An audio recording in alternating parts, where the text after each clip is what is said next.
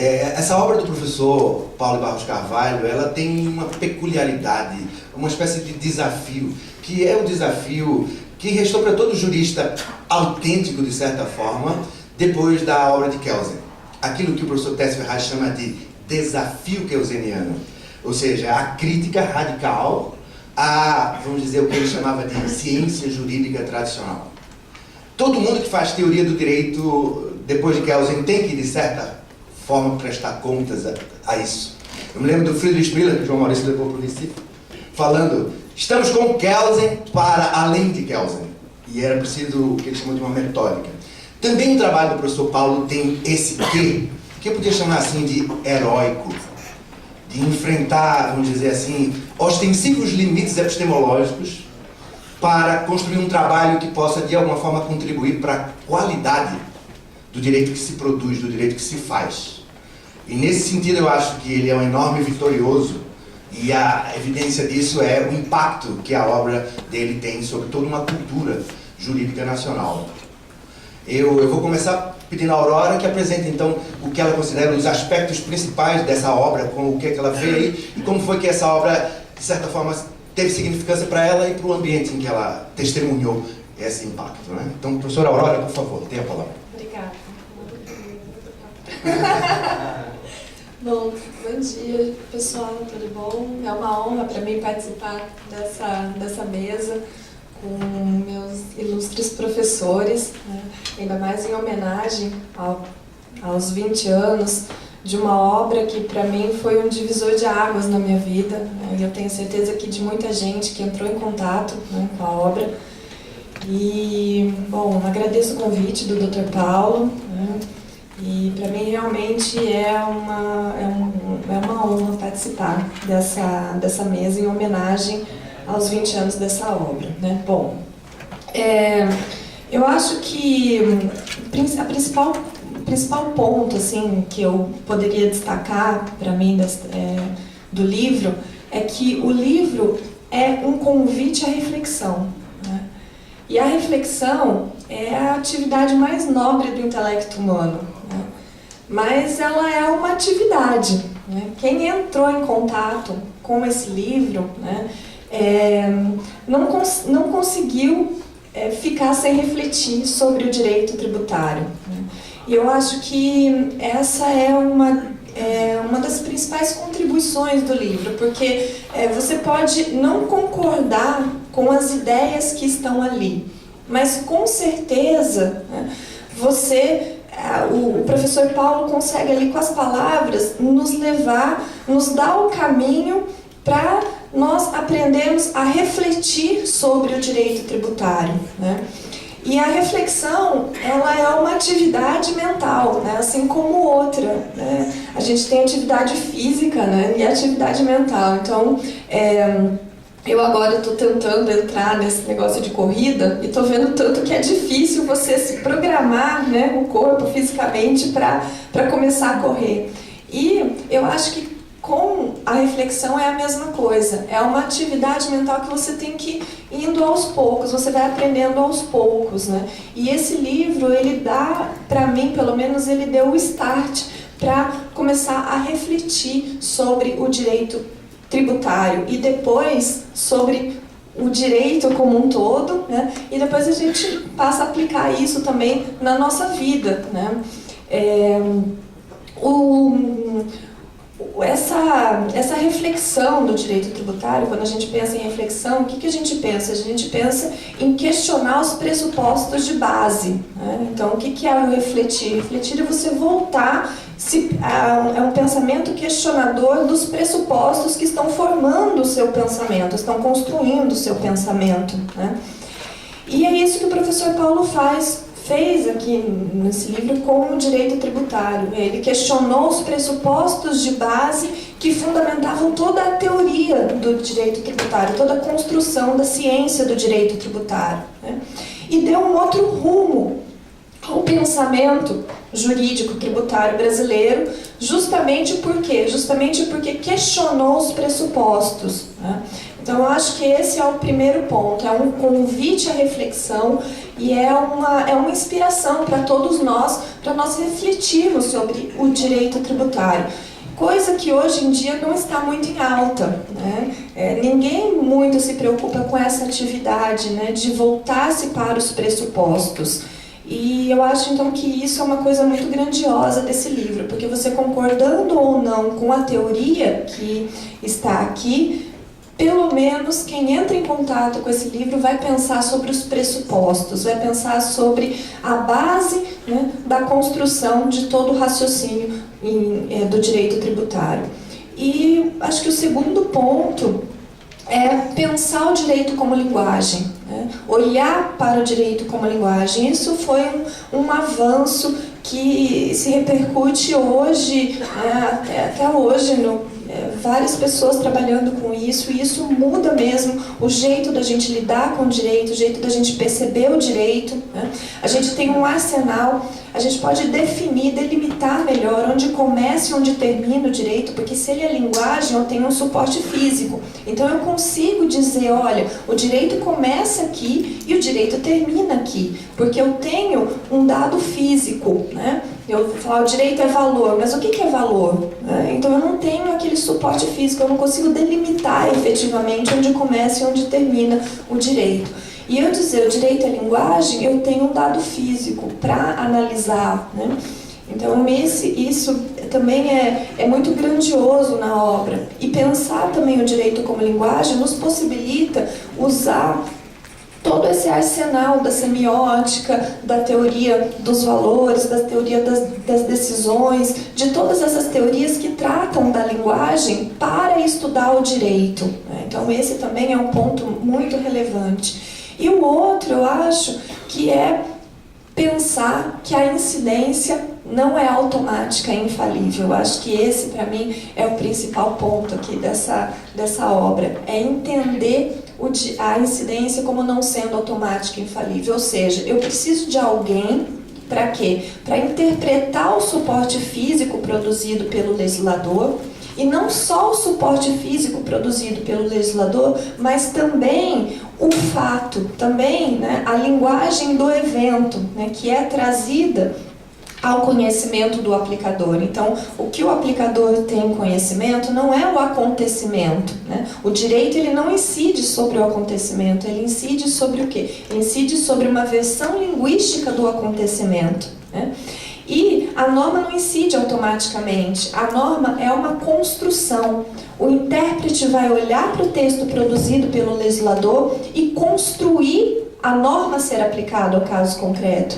E aí que está toda a dificuldade do direito. Por quê? Porque essa construção vai depender dos seus referenciais, né, do contexto em que o intérprete vivencia, né, e é por isso que ninguém se entende no direito, é por isso que a gente tem todos esses problemas, né, de ordem semântica na aplicação do direito, de ordem semântica que coincidem também, né, com problemas de ordem pragmática na aplicação do direito, porque cada um vai interpretar o suporte físico produzido pelo legislador, né, e o suporte físico que vincula o fato, o acontecimento do mundo fenomênico, de acordo com os seus referenciais e de acordo com o contexto que vivencia. E aí a gente sempre vai ter várias possibilidades interpretativas, né? Mas aí vai ter uma única pessoa, que é aquela que tem a linguagem competente, né?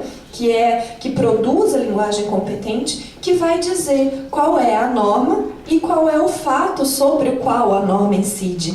Então, pensar que a incidência não é automática e infalível, né, que ela pressupõe o homem, eu acho também que é um divisor de águas na teoria do direito tributário, porque isso mudou a visão de como nós enxergávamos o lançamento como um ato declaratório, agora nós enxergamos como um ato constitutivo, né?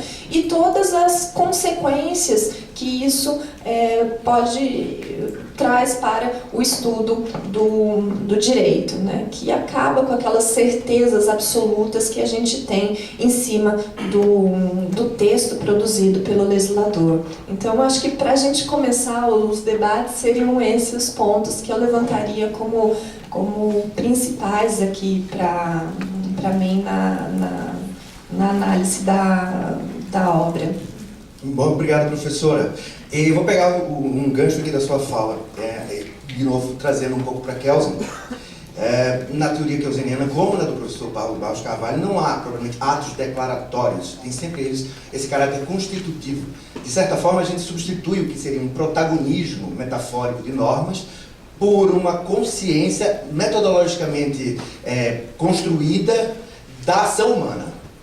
E eu me lembro um problema na teoria kelseniana, do problema da interpretação, da aplicação do direito, essa coisa que muitos chamam de cláusula alternativa tácita. Sempre que se vai decidir, se pode decidir assim ou assado, do contrário não seria uma decisão jurídica. E pegando o tema do Tácito, Tácio, por favor. Queridíssimos, que alegria estar aqui com vocês. Bom dia a todos. Acho que essa mesa informal traz um ar muito especial para essa conversa. E esse livro do professor Paulo de Barros Carvalho me chama a atenção, em especial porque ele traz para o direito tributário a alteridade. O tributarista é um sujeito formado a partir de uma racionalidade monológica. Isso por uma razão fundante. O tributo deriva da lei. Se o tributo deriva da lei, eu preciso encontrar a melhor interpretação da lei, porque com isso eu encontro o tributo. Qual é a relevância desse modo de pensar? Eu vou te convencer da minha proposta. Eu vou dizer que a sua proposta está errada. Essa é a forma clássica de raciocínio do tributarista. Ele quer formular o argumento vencedor. Quando o professor Paulo de Barros Carvalho trouxe e difundiu a ideia de uma linguagem competente, brilha por sua ausência as linguagens incompetentes.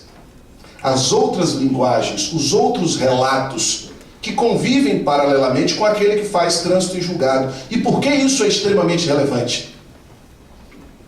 Porque chama a atenção que existe o outro raciocinando junto. E não se trata de produzir o relato que vence. Se trata de construir com o outro uma forma de raciocinar que o civilista sabe que existe. Numa questão de família, claramente, você tem razões de um lado, razões do outro. O tributarista não é ensinado a raciocinar, tendo presente a alteridade, o outro. E por que isso é extremamente relevante?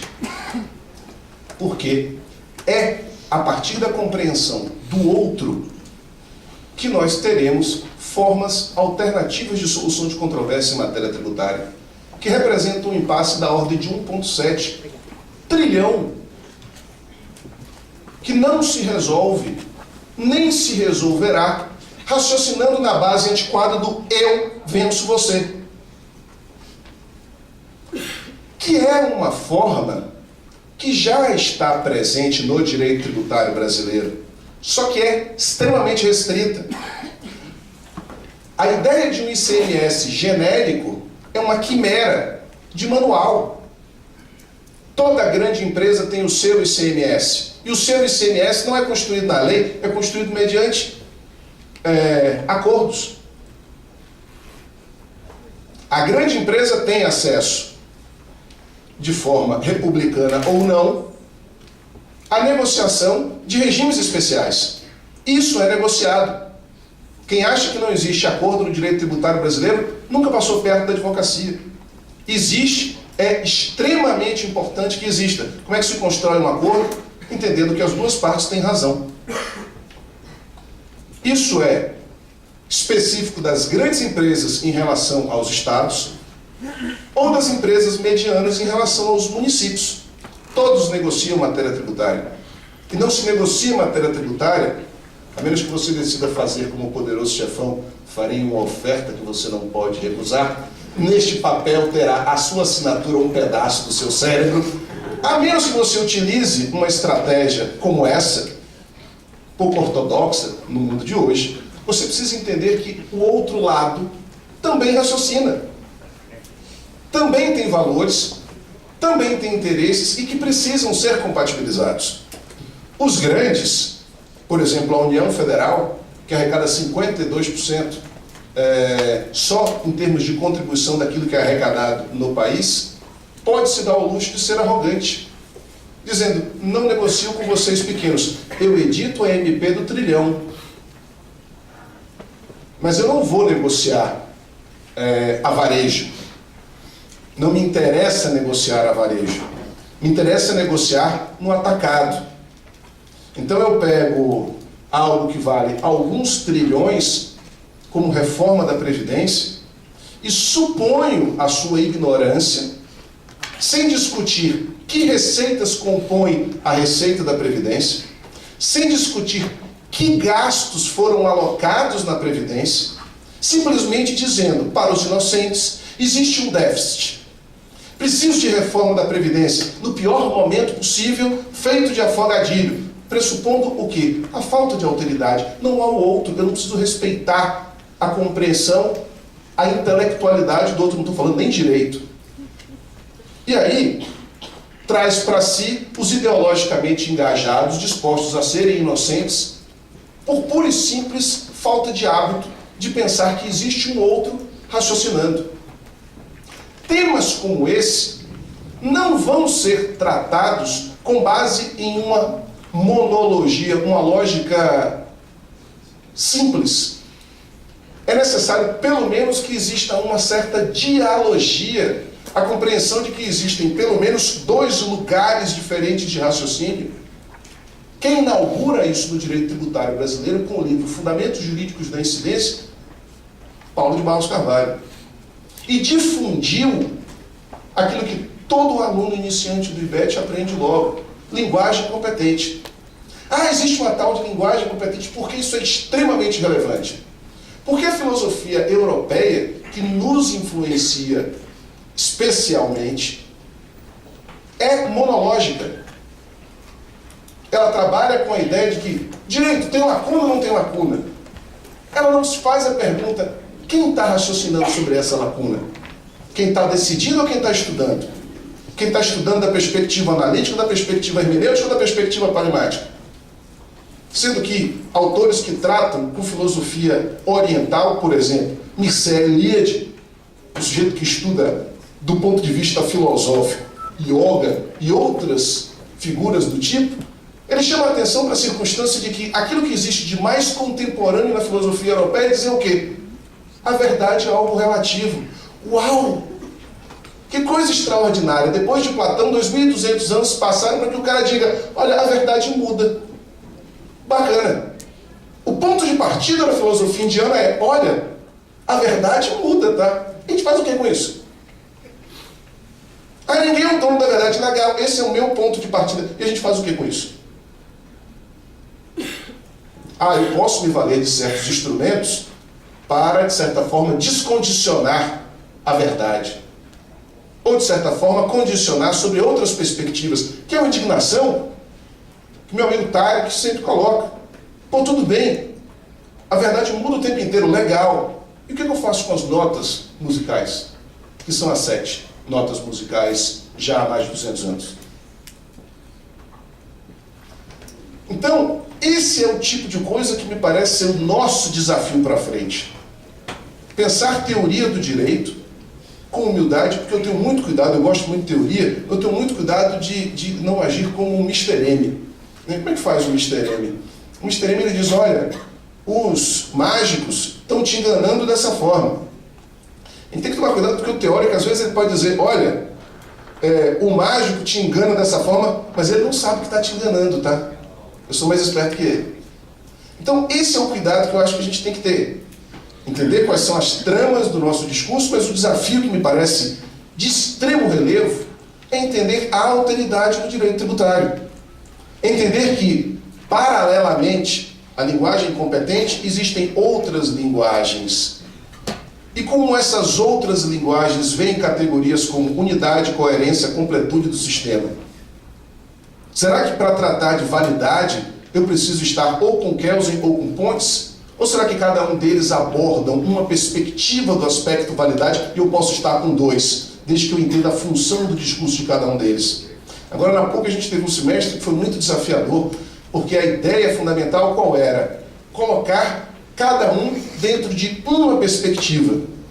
Então, vamos analisar o pensamento de Carlos Maximiliano assumindo seus pressupostos. Vamos analisar Kelsen assumindo seus pressupostos. Vamos analisar a teoria hermenêutica de Hart assumindo seus pressupostos. E depois os desdobramentos posteriores a Hart. Aí a gente está falando de uma série de outras grandes figuras, Brian Biggs, e várias outras figuras, sínteses do que está se discutindo hoje como perspectiva interna, perspectiva externa ao direito, novas formas de se desenvolver uma teoria analítica. Mas tudo isso só é relevante se a gente entende a complexidade das formas de raciocinar. A ideia do eu encontrei a verdade e sou o disseminador da única verdade faz todo sentido na moral, na ética, na religião. Eu sou católico, mas não é por isso que eu vou impor o meu catolicismo a terceiro. Se você não concorda comigo, você é um errado. Isso faz todo sentido no discurso ético. O relativismo dentro da ética e da religião é o fim da ética e da religião. O absolutismo dentro de um saber que se propõe instrumentalizador de decisões talvez seja algo com grande força persuasiva, mas sem nenhum resultado. E já encerrando, eu chamo a atenção... excelente! Então, já encerrando este momento, em especial, se preocupar com o outro. Né? Quando eu comecei a perceber um olhar apreensivo, isso é relevante. O que me parece ser muito importante, e foi uma felicidade ter podido conviver com essa transformação do professor Paulo. Ele parte de um modelo analítico, muito contundente, que tem um conjunto de categorias fundamentais muito preciso e, de certa forma, delimitado e com personalidade, e passa para um modelo de certa forma, ele sai de uma perspectiva, para utilizar uma metáfora tão ao seu gosto, uma perspectiva como Damocles, espada de Damocles. O analítico ele aguarda ser refutado, porque o ponto de partida e de chegada dele é a possibilidade de refutação. E ele deixa essa perspectiva e passa para uma outra perspectiva mais hermenêutica, sem abandonar. Então, ele tem muitas perspectivas, ele passa por uma perspectiva hidra. Quando você aperta aqui, ele ressurge, duas cabeças novas ali.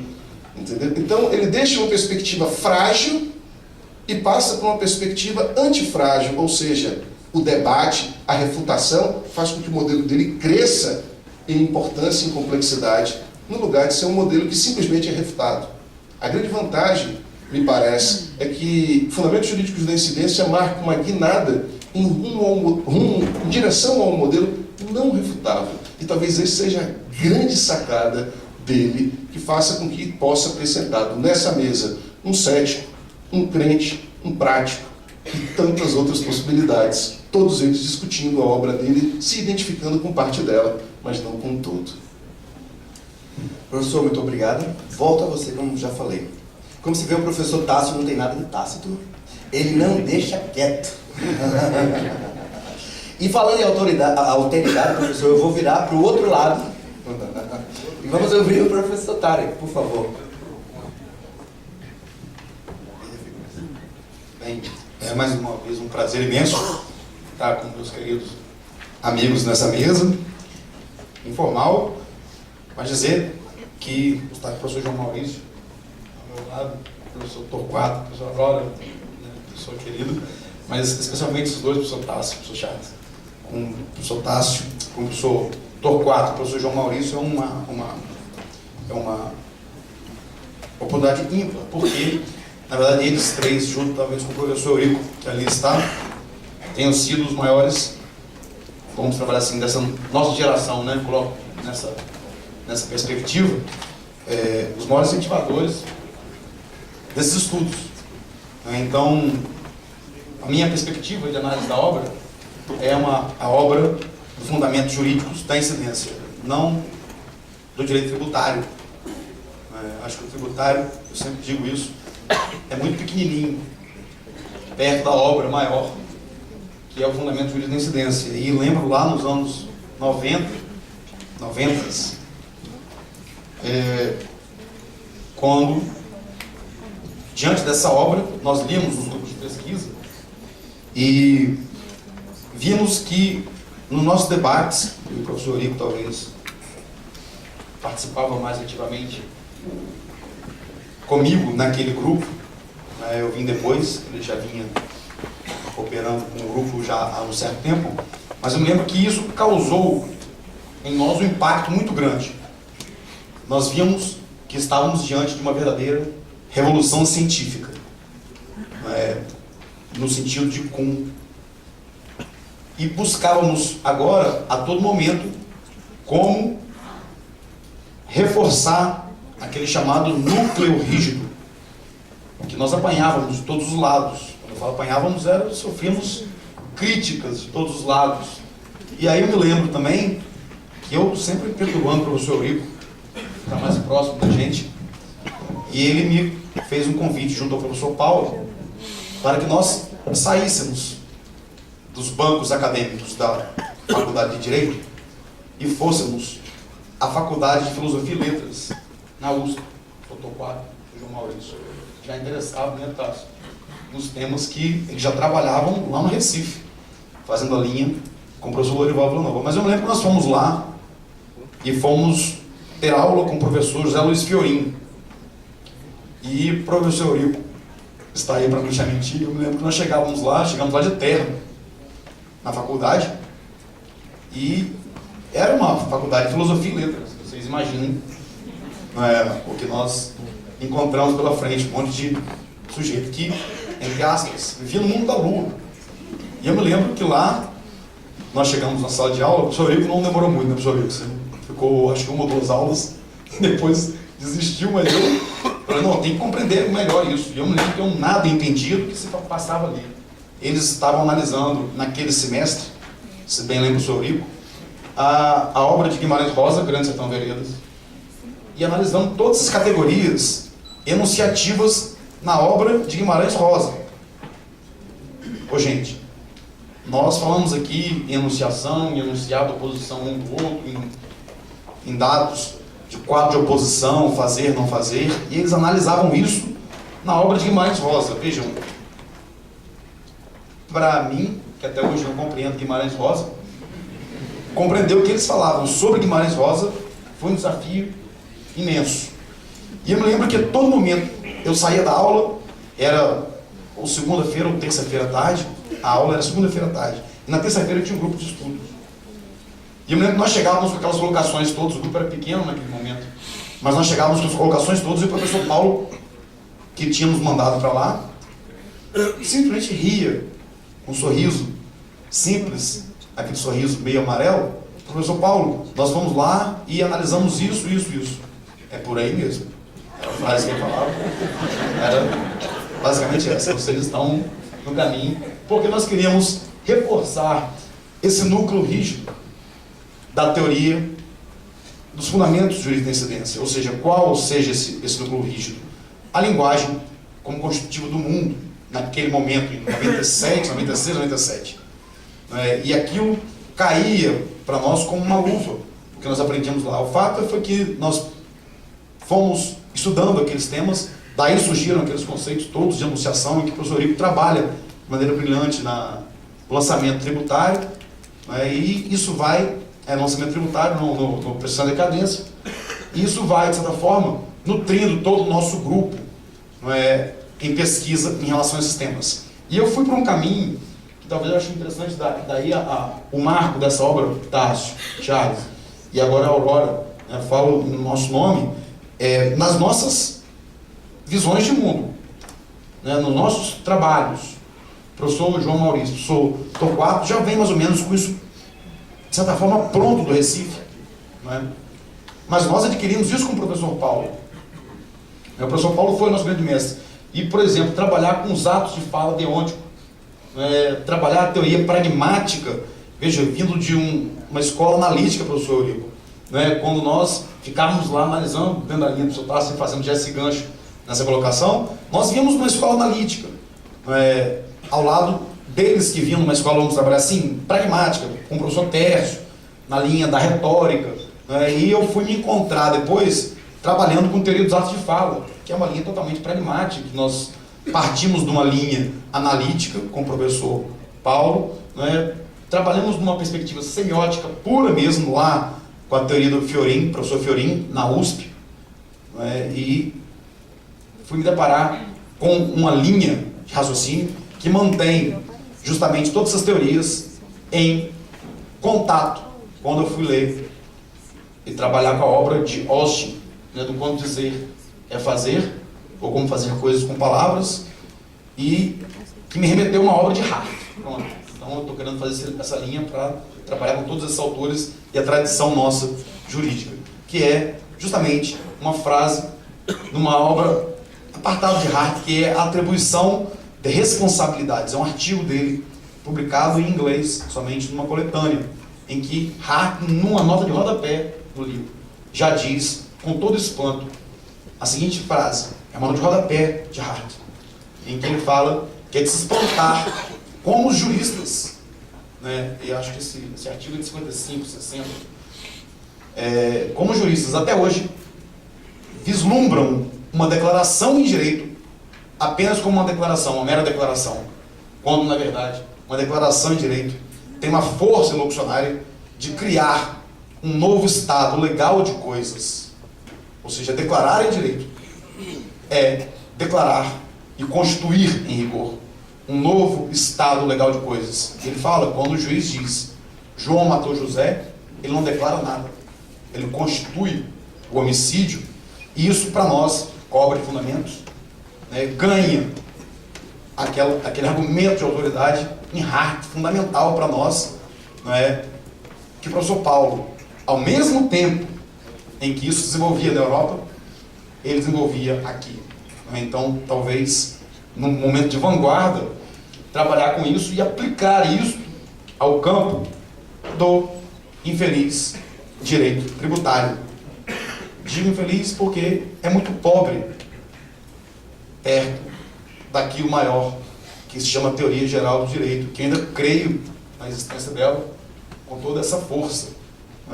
E isso tornou para nós o núcleo rígido palatável, ou seja, depois foi fácil o nosso trabalho, vindo no momento posterior, de apenas enriquecer este núcleo rígido, com obras como Dardo Scavino, que foi traduzida agora em português, mas naquele momento nós líamos aqueles textos para reforçar com toda a teoria já que vinha da escola do Recife, professor Lorival Villanova, e aí coloca o Dr. Quatro pai, Dr. Quatro filho e o professor João Maurício. Então nós temos aqui a memória, vamos trabalhar assim, não só intelectual do passado, mas contrapondo Santo Agostinho, isso para mim é algo difícil, é a memória presente. Então, quando Santo Agostinho diz que a memória é a lembrança no presente do passado, para distinguir os tempos, presente, passado e futuro, com esses dados de enunciação e enunciação enunciada. Veja como é que tudo isso que o Tássio até tocou no Platão, nós vamos descobrir agora, depois de 3.000, 4.000, 5.000 anos, que a verdade é relativa em termos científicos. Já se dizia isso lá atrás, e eu, para resgatar a minha fama de crente, não poderia deixar de citar um grande doutor da igreja, que é Santo Agostinho. Então, fazendo a ligação toda com essa teoria que o professor Paulo desenvolve e aplica ao direito tributário, eu não gostaria de apenas ficar aqui com o direito tributário. Eu gostaria de encaixar o professor Paulo, o professor João Maurício, o professor Torquato, me perdoem qualquer equívoco, nessa linha filosófica, nessa linha de teórico. Talvez seja muito mais importante que o professor Paulo, tributarista, infelizmente, tributarista, tristemente tributarista. Eu falo isso com pesar de um lado, com alegria do outro, mas que fique minha linha de pesar. registro tributário, o professor Paulo tem é 1%. 99%. O professor Paulo de Barros Carvalho. E a obra Fundamentos de Jurisprudência não é em direito tributário. Ela é em teoria do direito e ela é, na verdade, uma lição de vida para todos nós. Então, mais ou menos fazendo essa linha dentro da perspectiva já iniciada pela professora Aurora e pelo professor Tássio, eu me coloco também à disposição para esses debates. Professor Tarek, obrigado. Eu vou fazer uma notinha aqui. Há na nossa cultura uma máxima antiga. Se vocês forem no Google, vão dizer que é de Pontes de Miranda, mas é mais antiga. Quem só sabe direito, nem direito sabe. Professor Charles, o senhor é um tributarista? Será? Bom dia a todos. É uma honra estar aqui nessa, eu ia dizer mesa, mas não é mesa, né? Nessa sala de estar. Tem uma mesinha aqui nessa sala de estar. Pessoas que eu aprendi essa teoria com essas pessoas, então para mim é uma honra muito grande. Eu sou um aluno da PUC, desde a graduação. Aliás, meu pai se formou na PUC, ele se formou já com 40 anos e eu ia assistir às aulas, porque eu era criança e ele me levava às vezes. E o professor olhava e dizia qual dos dois é o aluno. E fui no escritório, trabalhar no escritório de advocacia, fazendo estágio, que só havia gente da PUC, e o meu chefe, que era recém-formado, entrou numa certa escola de pós-graduação chamada Cogiar. E lá ele se encantou por alguns autores, não sei se vocês já ouviram falar, um tal de Eurico de Sante, um tal de Tarek, que falou que mudou a vida dele. Isso logo me chamou a atenção e me fez vir ao Cogiar, porque eu estudava o professor Paulo na faculdade e entendia muito pouca coisa, como aluno. E até que, além das aulas do Tarek, do Eurico, do Tássio, que me encantavam, eu tive acesso a um livro, que é justamente o Fundamentos de Jurisprudência, que me fez fazer sentido. Porque me parece que o Dr. Paulo de Barros Carvalho, ele tem uma importância muito grande no direito tributário, que é a regra matriz de incidência. Então, indo numa linha de um Alfredo Augusto Becker, de um Geraldo Taliba, que queria sistematizar o direito tributário, que é uma matéria nova no Brasil, estava surgindo, o Dr. Paulo, ele contribui isso de forma muito grande, criando a regra matriz, que é algo que acho que é uma evolução, porque ela coloca a relação jurídica no consequente. O Taliba colocava certos termos no antecedente, ele cria a regra matriz como algo totalmente lógico, que se fecha, e aquilo se propaga e passa a ser utilizado por vários tributaristas, por tribunais, assim por diante. Mas ele, não se conformando com essa contribuição da regra matriz, num concurso, na verdade uma prova de titularidade da USP, ele resolve inovar. Ele diz o seguinte: eu estava pensando numa norma geral abstrata, que é a regra matriz de incidência, mas vamos ir além e pensar na norma bem concreta, pensar no fato. Como será que o fato surge para o direito? E daí a grande provocação que a incidência se dá com a aplicação, e que não há fato jurídico sem linguagem, parece que dá uma ênfase muito grande no direito, numa questão fundamental que é a interpretação. Por que a interpretação? Porque na hora que eu falo que a incidência se dá com a aplicação, e sem aplicação não existe incidência, eu coloco o aplicador interpretando a norma, interpretando o fato. O fato, aquele acontecimento, sem uma significação, ele não tem sentido. O sentido nasce a partir da interpretação. Então, tanto a norma, como tanto essa transformação do texto na norma, como essa transformação do evento no fato, ele surge porque tem um aplicador interpretando, dando sentido, dando significação para aqueles elementos. Então, se uma certa conduta é um homicídio, ou é uma legítima defesa, ou foi um acidente, o homem está interpretando. No direito tributário isso é mais complexo ainda. No direito, se isso acontece na vida, no direito isso é mais complexo ainda. Estava lendo alguns anos um livro de um neurolinguista chamado Steve Pinker, e ele dá o exemplo do 11 de setembro. E ele fala o seguinte: no 11 de setembro houve uma grande disputa entre as seguradoras e os donos das torres gêmeas, se houve ali um único incidente ou se houve 2 incidentes. Porque cada incidente relacionado àquele evento significaria uma indenização a mais a ser paga. Então parece que era $1 bilhão por incidente. E, segundo o Steve Pinker, o nosso cérebro humano, ele pode destacar, definir que houve um incidente como 2 incidentes de forma legítima. Porque a gente pode interpretar aquele acontecimento tanto dizendo o seguinte: olha, foram 2 incidentes porque foram 2 aviões diferentes que bateram nas torres, chocaram as torres, em 2 momentos diferentes, portanto 2 espaços diferentes, logo são 2 acontecimentos. Como pode dizer, na verdade foi um ataque organizado por uma organização terrorista que gerou aquilo tudo e, portanto, é uma coisa só. Ora, no direito tributário, como a gente diferencia as coisas pelo ângulo que a gente observa? Então, por exemplo, eu penso muito na questão da qualificação de serviços para fins de ISS. Às vezes o serviço pode ter um bem que é dado junto. Será que aquilo é mercadoria? Ou será que que faz parte do serviço? Ora, se aquele bem que eu disponibilizo eu enxergo como junto daquela prestação, eu posso dizer que na verdade é um serviço em que houve a entrega de um bem, um fazer humano. Mas eu poderia muito bem separar, distinguir, falar uma coisa foi atividade humana, outra foi o que eu entreguei. E conforme eu vou interpretando de forma diferente, eu dando significação, eu tenho bases de cálculos diferentes, tenho fatos jurídicos diferentes no mesmo evento.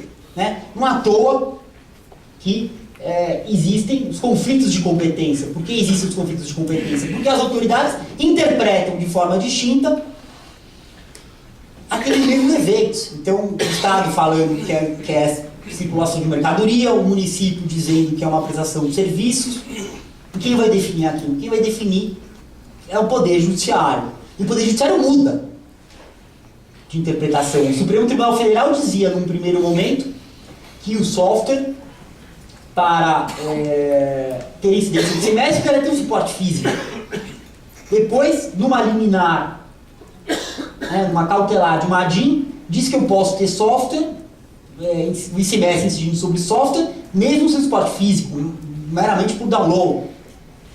E isso gera repercussões, porque aí vem um convênio que diz que os estados podem tributar ICMS sobre software, ainda que não tenha suporte físico. Então, me parece que quando eu percebo que a interpretação muda o fato, muda a norma, ele dá significação para aquilo tudo, eu entendo que o direito tributário é uma instância que depende do homem para se positivar, depende do homem e da interpretação para caminhar. E daí, eu volto uma ideia do professor Tássio, que ele fala do outro, e eu percebo que o direito permite várias interpretações. O direito permite várias interpretações. Eu poderia pensar, por exemplo, numa tolerância, numa humildade de aceitar que aquela interpretação é uma dentre outras possíveis. E coloco isso em problemas práticos. Por exemplo, o contribuinte aplicando normas e realizando operações que ele entende legítima. O fisco discorda e aplica uma multa de 150%, como se o contribuinte, por interpretar de forma distinta do fisco, está cometendo uma fraude. Se a gente parte da premissa que a interpretação constrói e que a interpretação permite várias alternativas, então eu tenho que ter uma tolerância, em muitos e muitos casos, de perceber que o fato do contribuinte ter interpretado aquela norma de forma legítima do fisco não é uma má-fé, não é uma conduta que mereceria uma multa de 150%. Então eu acho que essa teoria do Dr. Paulo de Barros Carvalho, ela tem repercussões práticas muito importantes. Apesar dela estar no plano da teoria, está indo para a teoria do direito, como acho que diz o Tarek aqui, o impacto que ela carrega no direito tributário eu acho que é muito, muito, muito importante, e por isso vale sempre a reflexão, né? E mais, essa teoria, ela parte do pressuposto da linguagem criando realidades, que é uma pergunta que, se eu pensar em termos absolutos, talvez seja muito difícil responder. Será que é assim mesmo para tudo? Mas, no direito, isso é muito mais fácil, porque o direito é uma entidade cultural, é uma entidade social.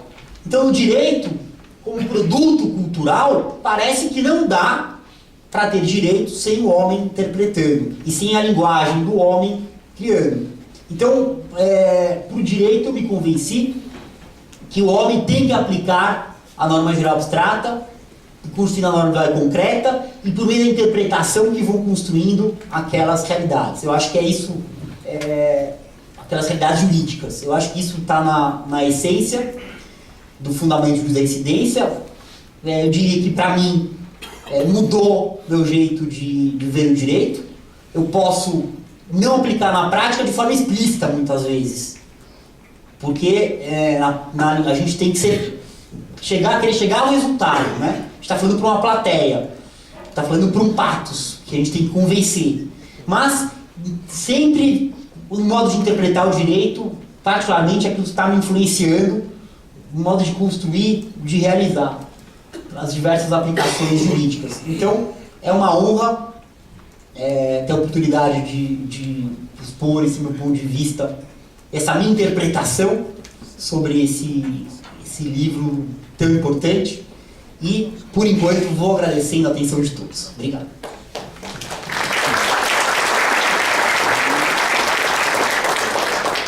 Professor Charles, muito obrigado. Esse tema da regra matriz de incidência, eu quero voltar a ele depois um pouquinho. Mas esse gancho aí, muitas interpretações possíveis, que é, de certa forma, também central para a questão da cláusula alternativa tácita, que eu falava no início, me leva à questão dos relatos vencedores, das interpretações que predominam, e é a oportunidade de chamar a fala meu professor. Obrigado, Torquato. Pessoal, vocês viram aí Lourival falando naquele filme sobre Pontes de Miranda, né? Essa coisa que eu penso nos alemães, né, Torquato, que tem a palavra Betreuer, que é orientador, mas eles chamam mesmo de pai doutor, né? Dr. Vater. Que essa linhagem assim, de professores e alunos, né? Pontes estava na banca de Lourival, chamou de analfabeto, como o Miguel Real me chamou, sabe? E aí você vê toda essa... né? Por isso que esse filme me deu saudade e eu trouxe aqui para aborrecer vocês com isso. Eu converso muito com o professor Paulo, né, e há várias assim, diferenças, muito mais semelhanças, entre o que nós pensamos. Mas eu podia dizer aqui, meio cabotinamente, que eu dei um pouco de impulso, coragem para ele dizer essa história do desaparecimento do evento. Eu lembro a gente conversando, sei lá, faz uns 10 anos já. Mas você acabou com o evento. Eu disse, professor, não fui eu, não foi Heráclito, não é verdade? Então, realmente, as notas musicais, o som é um fluxo infinito, né? É a nossa mente que faz o tempero, né? O dó, ré, mi, fá, sol. Como Heráclito bem disse, o mundo real é incognoscível, porque ele é um fluxo eterno de eventos que nunca vão se repetir. E a nossa razão só trabalha com generalizações, que aí entra Parmênides, que está na base de toda a nossa cultura, né? Mas o elemento novo que só vai... Há precursores, mas ele só vai... É impressionante como demorou para aparecer, né, Thalio? Só Wittgenstein deu à linguagem essa forma que colocou esse terceiro elemento, a mesma dignidade. Veja, quando Carlos Maximiliano diz que interpretar é adequar o fato à norma, ele está reduzindo a duas variáveis um problema epistemológico que tem três. Sob a palavra norma, ele está chamando a norma significante, a linguagem, e a norma significada, que é a nossa ideia, o sentido e o alcance, como os colegas já falaram aqui, né? E a ontologia é essa forma de ver o mundo muito bem sucedida, embora inteiramente falsa, porque ela parte da presunção de que é possível perguntar as coisas mesmas para que elas sejam juízas das nossas divergências. Então, esse sapato de Tari, que é preto ou branco, Aí eu olho para o sapato, pergunto a ele se ele é preto ou branco, e ele responde, e o discursante, o orador que estiver dizendo que ele é preto, vai ser o vitorioso. E nós sabemos que na vida não é assim. E Charles falou, eu não sei se tudo é assim, mas no direito a gente vê, eu falei para Tarek, tudo é assim. Até coisas triviais, como a gente dizer, nós estamos aqui, veja, se lá fora houver interesses fortes o suficiente para transformar em relato vencedor a frase, nós nunca estivemos aqui, na quinta-feira de manhã, nós nunca teremos estado aqui. Todos nós somos feixes de relatos linguísticos. O que é você para sua mãe? Todo homem conhece aquela piada, eu queria ser rico, como meus inimigos dizem que eu sou, bonito como mamãe diz que eu sou, e por aí vai. Todos nós somos feixes de relatos, não é só Jesus Cristo.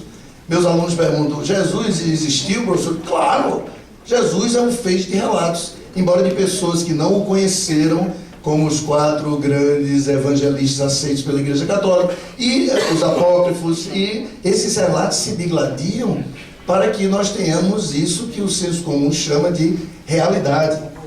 Vocês viram esse evento agora do Crocs? Você viu, Charles? Você falou aí do se é serviço ou mercadoria, né? Você viu o negócio do Crocs?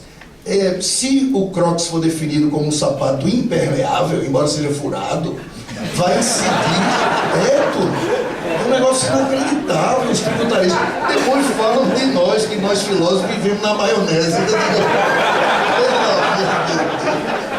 Eu vejo tributarista discutindo de puxa, esses são os verdadeiros filósofos céticos.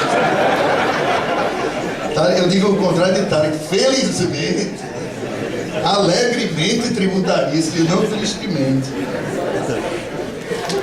A maioria não sabe, né, Tarek? Mas veja, não pense também, que o Torquato falou, realmente essa expressão eu uso muito, vencedor não significa apenas competição, não é? Pode levar a essa ideia falsa de que a realidade é sempre fruto de uma competição. Não, a persuasão, ethos, pathos e logos de Aristóteles tem um papel importantíssimo na obtenção desse relato vencedor. Você pode conseguir o relato vencedor por amor, mas o que nós sofistas dizemos é que você não pode reduzir a retórica, como Aristóteles fez, à persuasão. Porque retórica também é engodo, dissimulação, simulação, ameaça, todas essas estratégias erísticas que os sofistas estudaram tão bem e que o relato vencedor de Platão e Aristóteles transformou em coisas que não devem ser estudadas, que devem ser colocadas embaixo do tapete, o que é uma grande tolice. Isso não é culpa de Platão e Aristóteles, isso é culpa dos seguidores de Platão e Aristóteles que fizeram deles esses monstros que eles não são simplesmente seres humanos. E quando Isócrates ou sextos empíricos falam de Aristóteles, falam como se fosse um imbecil completo, entendeu?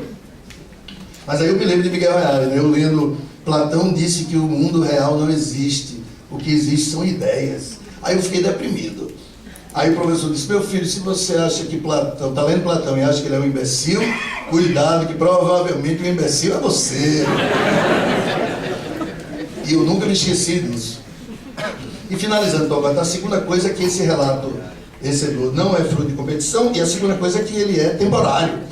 Não pense que ele é ontológico, ele está sempre ameaçado pelos relatos concorrentes que foram por ele derrotados, temporariamente. Então o Crocs pode voltar a ser uma galocha, ou amanhã pode ser um sapato escarpã, e o que faz de um escarpã?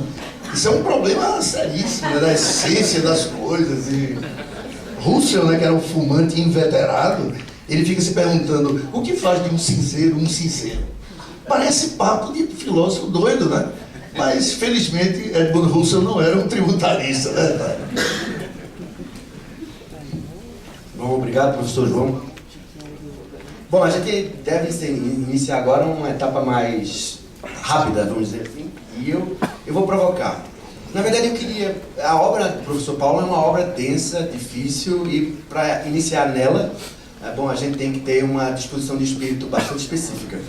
E eu vou perguntar aqui às pessoas, qual seria uma porta? Tem uma história muito boa de Euclides, o geômetra.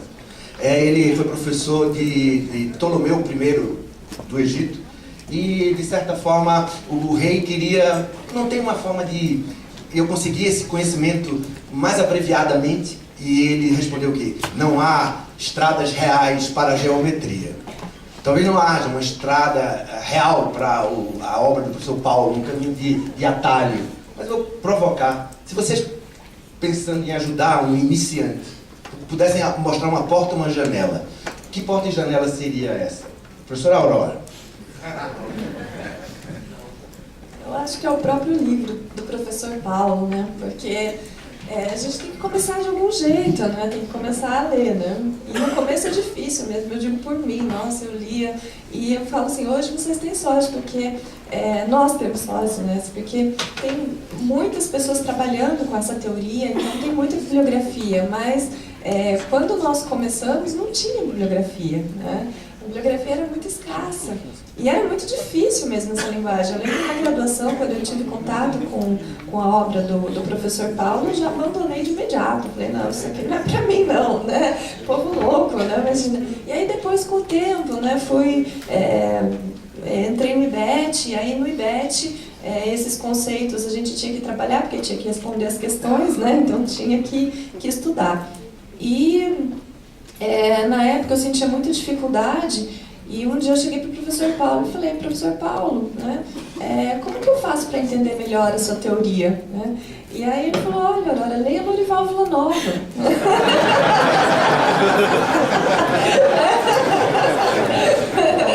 Leia Lorival Villanova. Aí eu comecei a ler Lorival Villanova. Daí eu falei, bom, nossa, né? Agora que eu não estou entendendo, eu devo ter algum problema, né? Porque eu não estou entendendo nada mesmo, né? E aí eu cheguei para ele, né? Aliás, ele um dia me encontrou e falei, ei, Aurora, como estão os estudos, né? Tá lendo o Lorival Villanova, né? Falei, ai, nossa, doutor Paulo, não estou entendendo nada, né?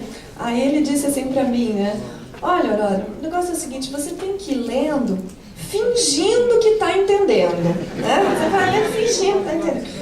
E depois, se você não entendeu, você começa de novo. Aí falou assim, olha, eu já li esse livro mais de 25 vezes na época, né? Hoje ele já deve ter lido mais de 50 vezes, né? Porque ele está sempre relendo esse livro nos grupos de estudos, né? E ele falou, cada vez que eu leio, é uma leitura diferente, né? Então, cada vez que eu leio, eu penso coisas diferentes, eu vejo coisas diferentes, eu faço interpretações diferentes. E é isso, eu acho que é isso que todos colocaram aqui, né? Cada interpretação constrói uma realidade diferente, né? Cada interpretação constrói um mundo novo. E a interpretação é inesgotável, né?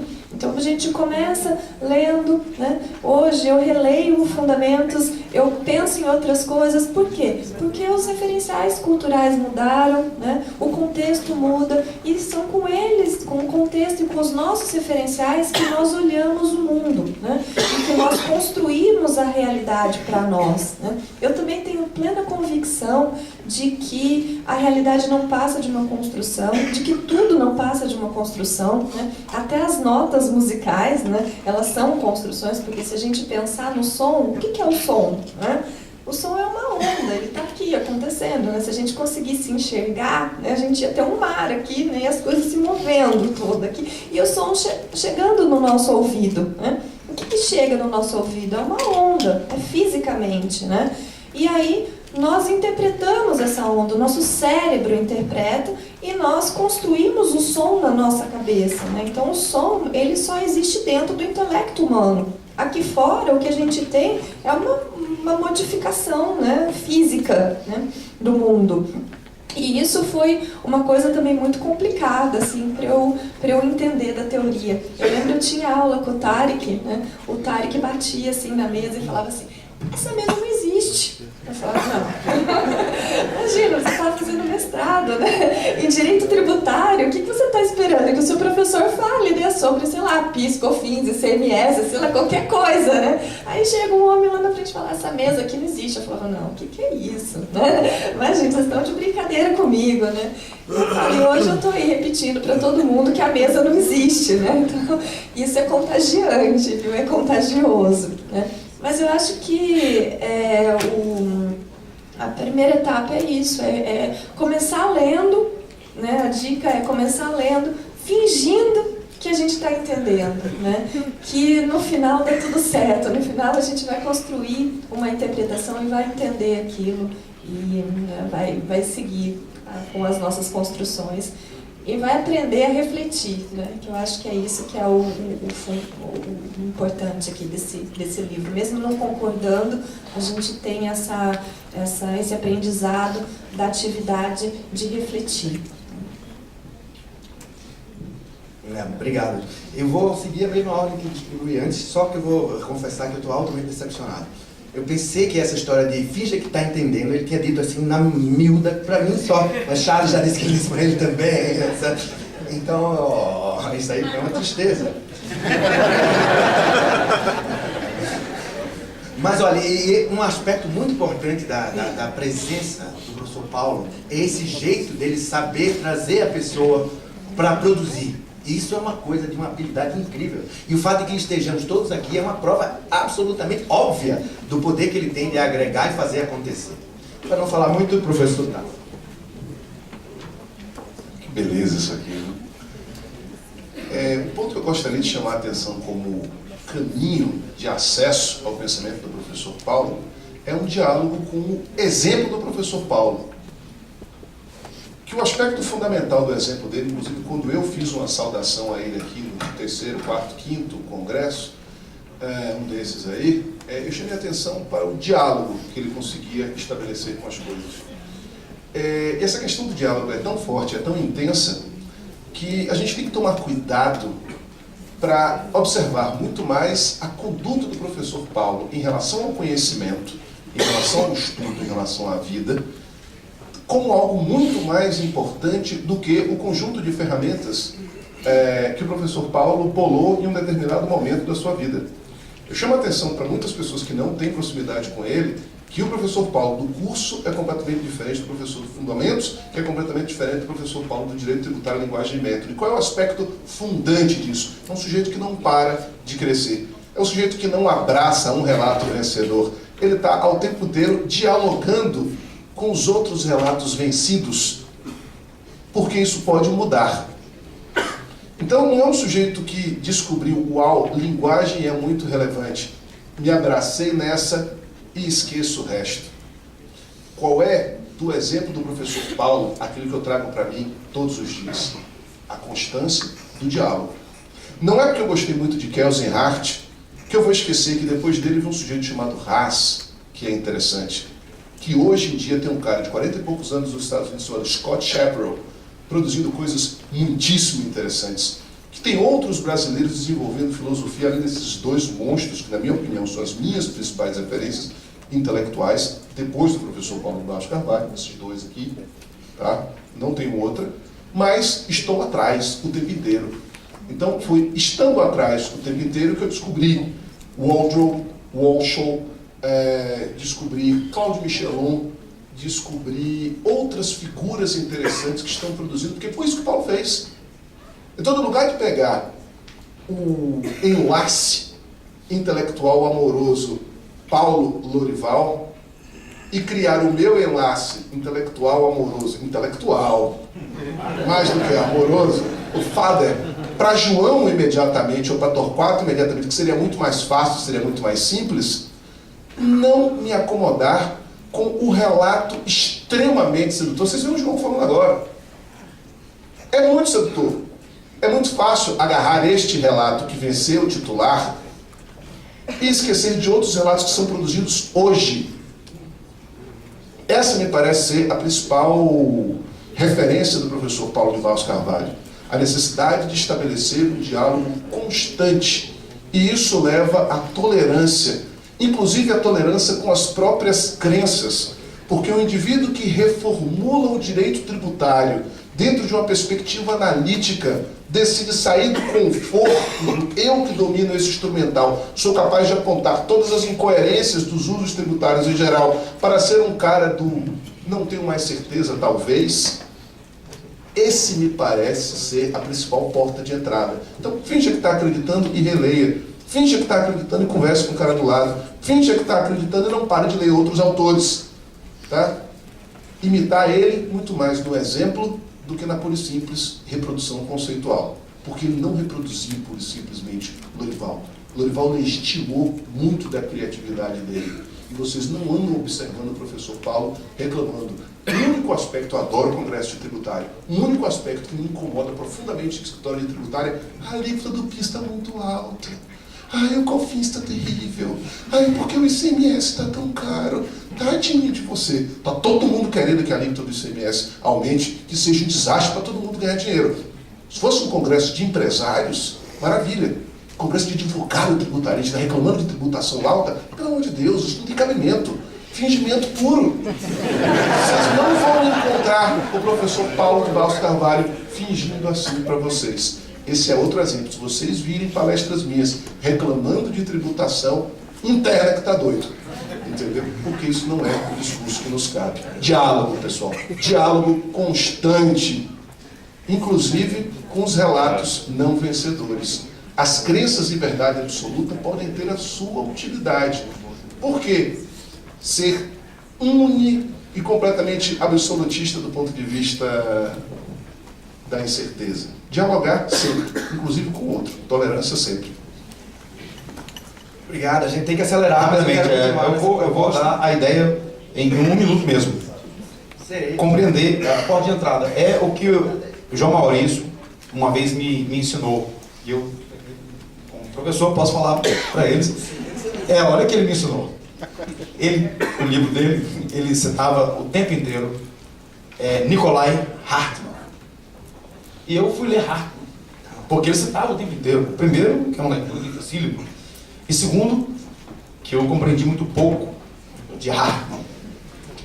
Porque ele citava o tempo inteiro. Eu até perguntei para ele, mas por que você cita Hartmann se você não concorda em nada com Hartmann no seu livro? Assim, Tarek, o grande segredo para se compreender um autor é você discordar dele integralmente.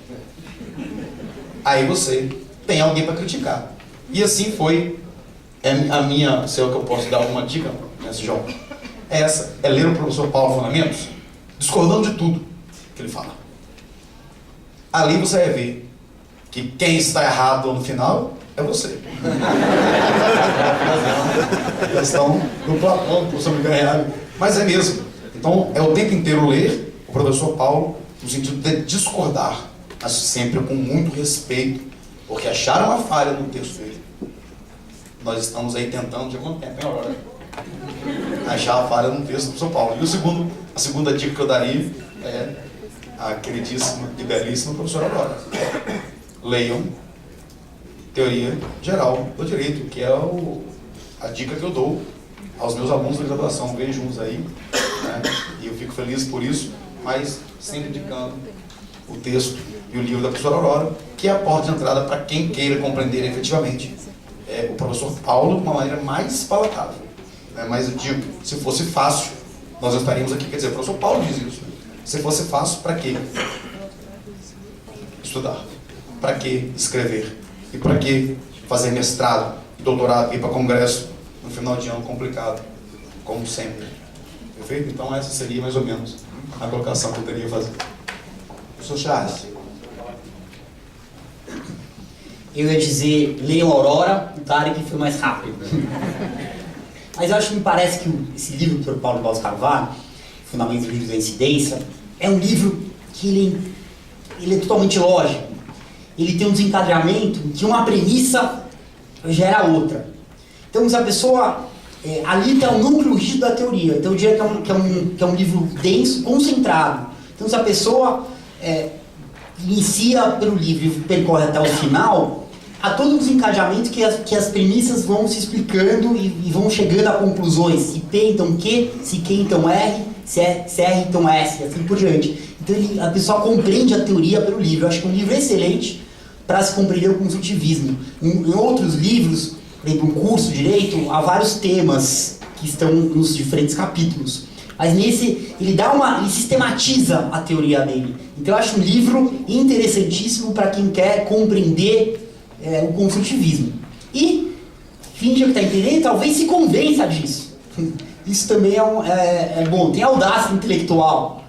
Uma vez eu estava discutindo um autor com alguns colegas, o professor Tarek ouviu e falou: por que vocês não lêem Aristóteles? Falei: caramba, será que eu poderia ler Aristóteles? E passei a ler Paulo e Platão graças a essa intervenção Tarek. Então, tenham audácia intelectual de se convencer de ler e falar: eu consigo. Eu tenho essa yes, I can.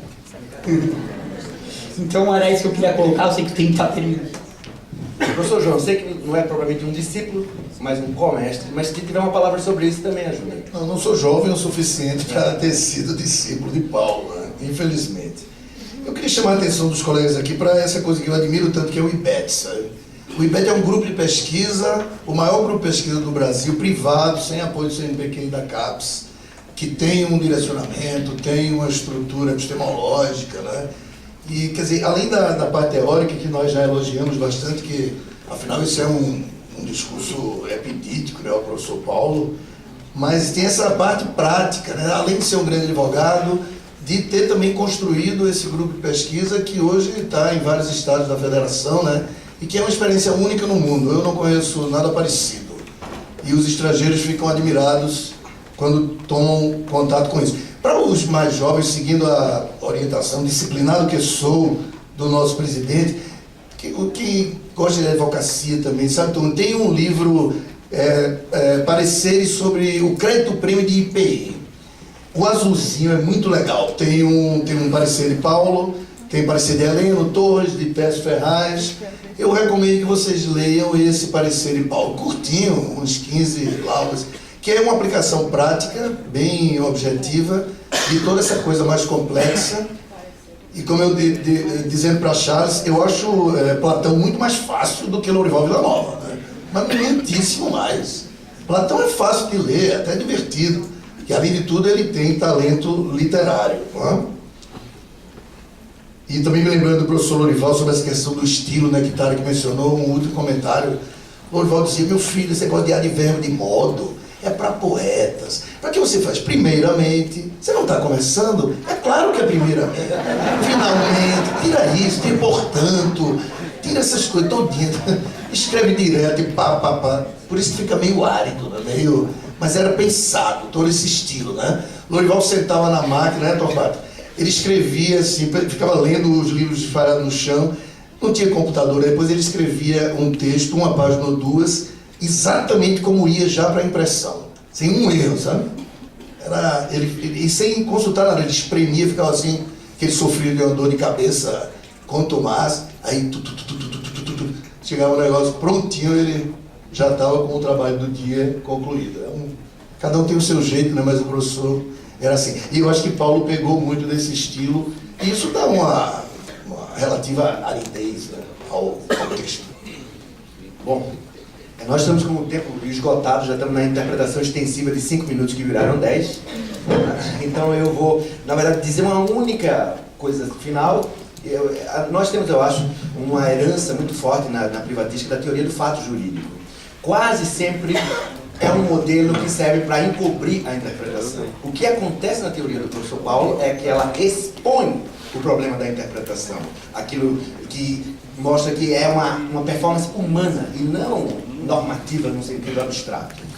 Por isso, além da obra da professora, já citada tantas vezes, e que realmente é uma porta escancarada para entender a postura metodológica adotada nessa teoria, eu indicaria o capítulo 8 da Teoria Pura do Direito, a interpretação. Esse eu acho que é um caminho simples e contundente para um primeiro acordar de uma teoria que incorpora nela mesma a questão do poder, trazendo as repercussões da variação da interpretação como elemento central do modelo teórico. Então eu recomendaria isso e tenho que realmente fechar, por mais feliz que esteja de estar aqui com todos vocês. Estamos expulsos. Obrigado.